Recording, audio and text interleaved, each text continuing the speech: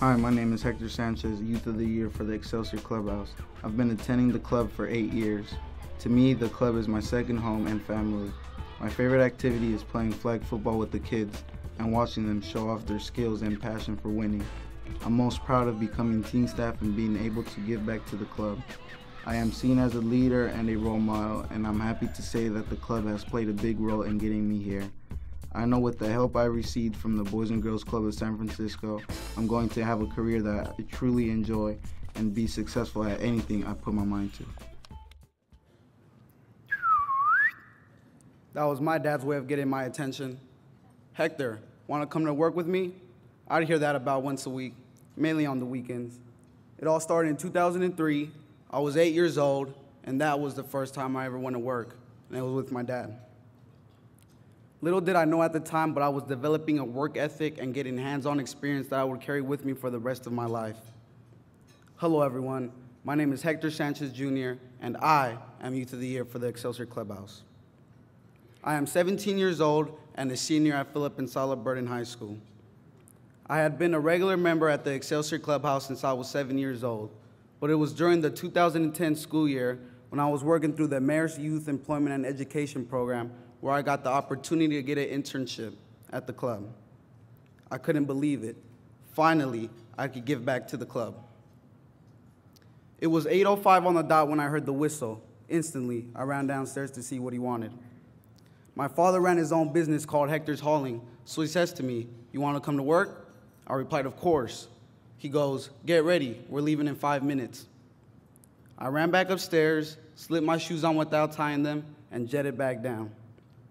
One thing my dad could not stand was my shoes being untied. He'd even stop me halfway through a job just to say, "Are you going to tie those shoes or are they going to tie themselves?" And here I am before him, ready to go to work with my shoes untied. What does he do? He reaches down and ties them for me. That was the tightest 3 knots I've ever felt. "There, now they won't untie for the rest of the day," he said firmly.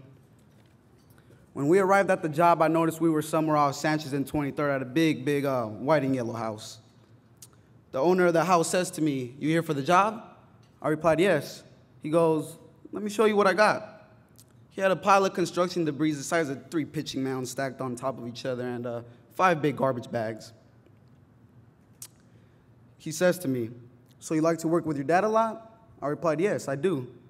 He goes, "When I was your age, I used to work with my dad too, and it feels way better to work for something than when you get it handed to you."